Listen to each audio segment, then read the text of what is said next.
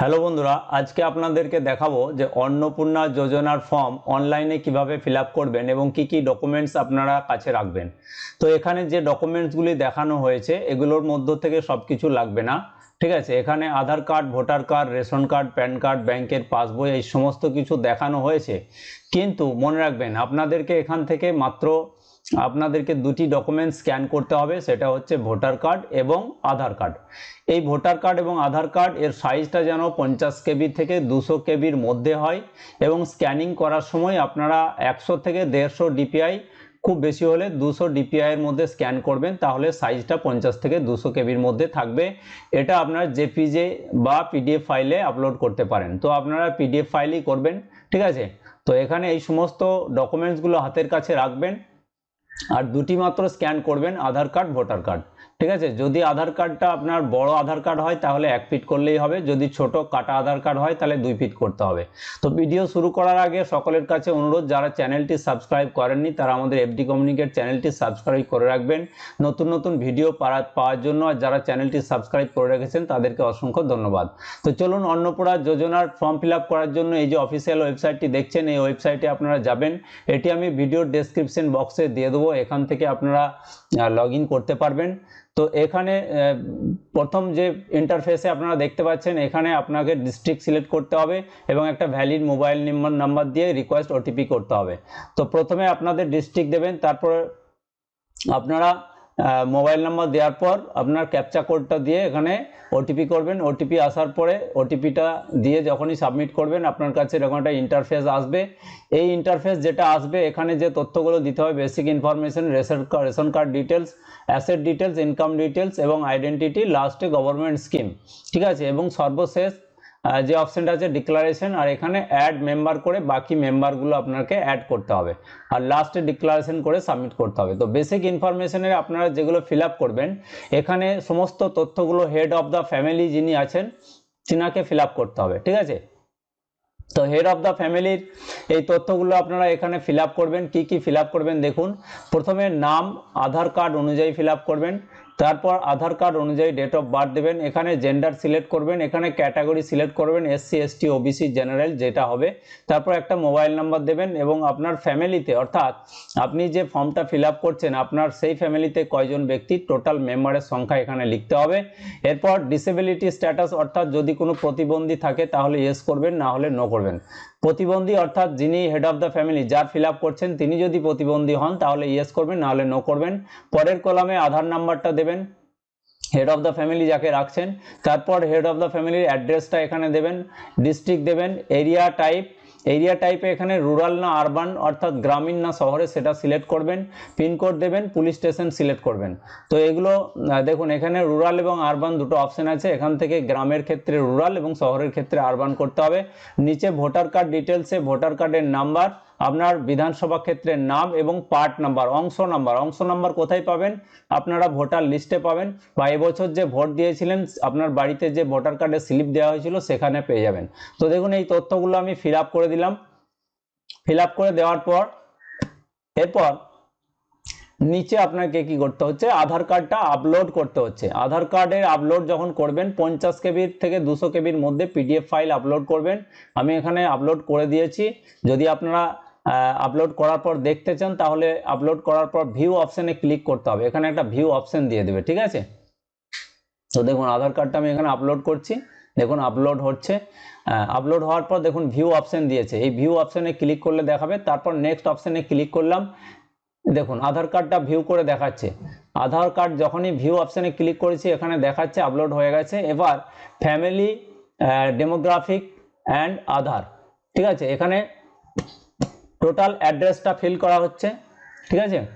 অ্যাড্রেসটা দেখুন, প্রথমে গ্রাম পোস্ট অফিসের নাম দিয়েছি, তারপর district, area type, pincode, post office, police station, তারপর মিউনিসিপ্যালিটি বা ব্লক, এবং এখানে আপনার পঞ্চায়েত বা ওয়ার্ডের নাম, আর সবের নিচে ভোটার কার্ডের নাম্বার এবং বিধানসভা ক্ষেত্রের নাম, পার্ট নাম্বার, এগুলো দেওয়ার পর ভোটার কার্ড আপলোড করে নেক্সট অপশনে ক্লিক করেছি। নেক্সট অপশনে ক্লিক করার পর এখানে বলা হচ্ছে আপনার কি কোনো রেশন কার্ড আছে, digital ration card. Digital ration card বলতে কাগজের বা প্লাস্টিকের যাই হোক না কেন, দুটোই ডিজিটাল রেশন কার্ড, ঠিক আছে, সেটা RKSY 1 হোক বা PHH হোক। এরপর ডিজিটাল রেশন কার্ডের ধরন কি আছে সেটা আপনাকে এখানে লিখতে হবে। তো যদি অন্তর্দয় হয় তাহলে AAY, বা রেশন কার্ডের উপরে ক্যাটাগরি লেখা থাকে আপনারা দেখে নেবেন, রেশন কার্ডের নাম্বার দেবেন, তারপর নেক্সট করবেন। নেক্সট করার পর এখানে বলা হচ্ছে যে আপনার বাড়িতে কি 3টে রুম আছে এবং পাকা রুম।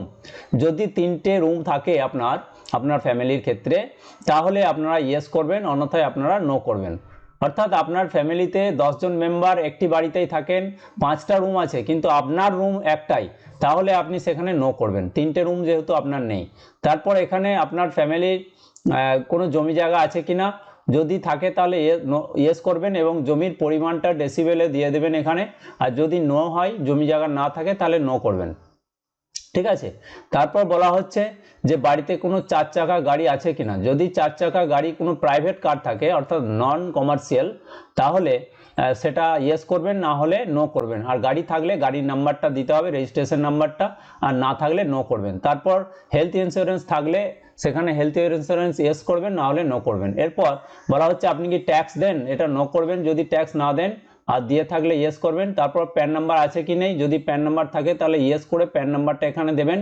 এবার টোটাল ফ্যামিলি মেম্বারদের টোটাল ইনকাম কত সেটা এখানে লিখবেন, অর্থাৎ আপনার ফ্যামিলি 4 জন যদি মেম্বার থাকে 4 জনের টোটাল ইনকামটা লিখবেন। এরপর এখানে হেড অফ দ্য ফ্যামিলির তিনি কি চাকরি করেন না অন্য কিছু করেন সেটার প্রফেশনটা এখানে লিখতে হবে, যেটা যোগ্য সেটা এখানে লিখবেন। এই টোটাল ফর্মটা কিন্তু হেড অফ দ্য ফ্যামিলির ফিল আপ করা হচ্ছে, ঠিক আছে। এরপর কোয়ালিফিকেশন কি আছে হেড অফ দ্য ফ্যামিলির, সেই কোয়ালিফিকেশনটা এখানে আপনাদেরকে লিখতে হবে। দেখুন এতক্ষণ পর্যন্ত যে তথ্যগুলি আমি বললাম, এই সমস্ত তথ্যগুলি হেড অফ দ্য ফ্যামিলি, অর্থাৎ যাকে বয়োজ্যেষ্ঠ ব্যক্তি যিনি আছেন তার তথ্যগুলো এখানে আপনাকে ফিল আপ করতে হবে, ঠিক আছে। তো এরপরে বলা হচ্ছে যে আপনি কি কোনো পলিটিক্যাল পার্টির সঙ্গে যুক্ত, কোনো MP MLA, তাহলে ইয়েস হলে ইয়েস, না হলে নো করবেন।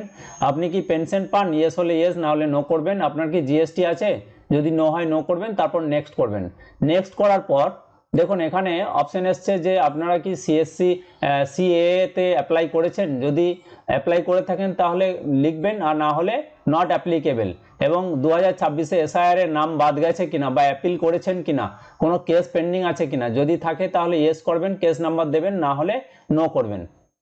তারপর নেক্সট অপশনে ক্লিক করা হলো। বলা হচ্ছে অন্নপূর্ণা যোজনার জন্য অ্যাপ্লাই করছেন, যদি বাড়ির হেড অফ দ্য ফ্যামিলি তিনি মহিলা হন এবং 25 থেকে 60 বছরের মধ্যে বয়স হয়, তাহলে I am applying for Annapurna Yojana অপশনটা ক্লিক করবেন। এবং DBT লিঙ্কের মধ্যে কোনো সুযোগ সুবিধা পান কিনা, যদি পেয়ে থাকেন তাহলে ইয়েস করবেন এবং নিচে দেবেন যে কি স্কিম পান। তো নিচে ক্লিক করার সঙ্গে সঙ্গে যখনই ইয়েস করবেন, নিচে ক্লিক করার সঙ্গে সঙ্গে এখানে অনেক যোজনার নাম দেখাবে। এই যোজনার মধ্য থেকে দেখে নেবেন যে কোন যোজনাটির পয়সা পায়, কৃষক বন্ধু না লক্ষ্মীর ভান্ডার না স্বাস্থ্যসাথী স্কিম, যে সুবিধাটা পেয়ে থাকেন DBT লিঙ্কের মধ্যে সেটা এখানে লিখতে হবে। তো আমি যার ফিল আপ করছি head of the family, inner বয়স 25 থেকে 60 বছরের মধ্যে, ইনি লক্ষ্মীর ভান্ডার পেতেন, তাই লক্ষ্মীর ভান্ডার লিখে এখানে আমি কি করলাম, আমি ড্রাফটটা সেভ করে দিলাম।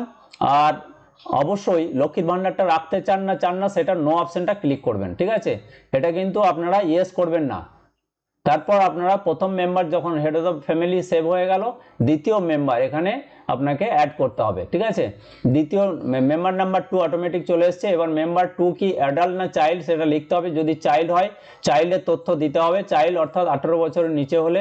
আর যদি অ্যাডাল্ট হয় তাহলে অ্যাডাল্টের ক্ষেত্রে সব তথ্যগুলি ফিল আপ করতে হবে যেগুলি আপনি হেড অফ দ্য ফ্যামিলির ক্ষেত্রে ফিল আপ করলেন। তো দেখুন এখানে আমি হেড অফ দ্য ফ্যামিলির ক্ষেত্রে যেমন যেমন ফিল আপ করেছি, যে তথ্যগুলো লেগেছে এই ক্ষেত্রেও সে একই জিনিস লাগবে, নাম, তারপর হেড অফ দ্য ফ্যামিলির সঙ্গে রিলেশন কি, এর ক্ষেত্রে দেখা যাচ্ছে হেড অফ দ্য ফ্যামিলির সঙ্গে রিলেশন ইনি পুত্র, সেক্ষেত্রে সন হয়েছে। ডেট অফ বার্থটা আধার কার্ড অনুযায়ী দেবেন। আর ডিসেবিলিটি স্ট্যাটাস, কোনো প্রতিবন্ধী কিনা সেই প্রতিবন্ধী স্ট্যাটাসটা দিতে হবে। তো এই তথ্যগুলো আমি এখানে ফিল আপ করছি, এটা বারবার দেখাচ্ছি না, কারণ হচ্ছে এটা অলরেডি দেখিয়েছি হেড অফ দ্য ফ্যামিলির ক্ষেত্রে, এটাও একই প্রসেস, ঠিক আছে। তারপর হেলথ ইন্স্যুরেন্স আছে কিনা এটা নো করবেন। নো করার পর প্রফেশন ট্যাক্স বা ইনকাম ট্যাক্স দেন কিনা এটা নো করবেন। প্যান কার্ড আছে কিনা, যদি থাকে ইয়েস করবেন, প্যান নাম্বার দেবেন, যদি না থাকে নো করবেন। এরপর বলা হচ্ছে এডুকেশনাল কোয়ালিফিকেশন, পড়াশোনা কতটা, যদি পড়াশোনা না জানে তাহলে ইলিটারেট, আর যদি জেনে থাকে তাহলে কতটা পড়াশোনা সেটা দেবেন। তারপর নেক্সট অপশানে ক্লিক করবেন। তারপর দেখুন এখানে বলা হচ্ছে যে সিএ ওই একই তথ্য, যে তথ্যগুলো আগে ফিল আপ করলাম এগুলো দেওয়ার পরে নেক্সট করবেন। এখানে বলা হচ্ছে কোনো ডিবিটি লিঙ্কের মধ্যে সরকারি সুবিধা পান কিনা, এটা নো, যেহেতু ইনি একজন ছেলে কোনো সুযোগ সুবিধা পান না। এই সেভ ড্রাফট অপশনটায় ক্লিক করে দিলাম। ঠিক আছে, এর তথ্যগুলো ফিল আপ সবকিছু সেভ হয়ে গেল। এই ফ্যামিলির ক্ষেত্রে মাত্র 2জন মেম্বার, তাই আর কোনো মেম্বার আমি অ্যাড করছি না। 2জন মেম্বারকে অ্যাড করা হয়ে গেছে, সেভ ড্রাফট করা হয়ে গেছে। অবশ্যই আপনারা ফিল আপ করার সময় সেভ ড্রাফট করবেন। তারপর ডিক্লারেশন কনসেন্টের বক্সটা টিকমার্ক করবেন। টিকমার্ক করার পরে লাস্ট যে অপশনটা আছে সেখানে আপনারা সাবমিট করবেন। তো দেখুন এখানে 2জন মেম্বার, প্রথম যে হেড অফ দ্য ফ্যামিলি তিনি অন্নপূর্ণা যোজনার জন্য যোগ্য, তাই অন্নপূর্ণা যোজনা কথাটা লেখা এসে গেছে। ঠিক আছে, এরপর আমি সাবমিট অপশানে ক্লিক করলাম। ফাইনাল সাবমিশনে যখন ক্লিক করছি দেখুন এখানে একটা অ্যাপ্লিকেশন নাম্বার দেওয়া হয়েছে এবং কয় তারিখে অ্যাপ্লাই করা হলো সেটা দেখাচ্ছে। ঠিক আছে, এবার নিচে আপনারা লেখা আছে দেখুন এই যে নাম্বারটা, এটা সেভ করে রাখবেন বা একটা প্রিন্ট আউট করে নেবেন। তারপর ওকে ডান ঠিক আছে, নিচে যে অপশনটা আছে এটা ক্লিক করবেন। ক্লিক করার পর ব্যাক হয়ে গেল। যদি পুনরায় আপনারা দেখতে চান আবার মোবাইল নাম্বার দিয়ে লগ ইন করলেই ওই নাম্বারটা আবার পাওয়া যাবে। ঠিক আছে, তো এইভাবে আপনারা ফর্মটা ফিল আপ করবেন। খুবই সহজ ফিল আপ এবং বিশেষ কিছু ডকুমেন্ট স্ক্যান করতে হচ্ছে না, শুধুমাত্র আধার কার্ড ভোটার কার্ড করলেই হবে। তো এই ছিল আজকের ভিডিও। যদি ভিডিও ভালো লেগে থাকে চ্যানেলটি সাবস্ক্রাইব করবেন।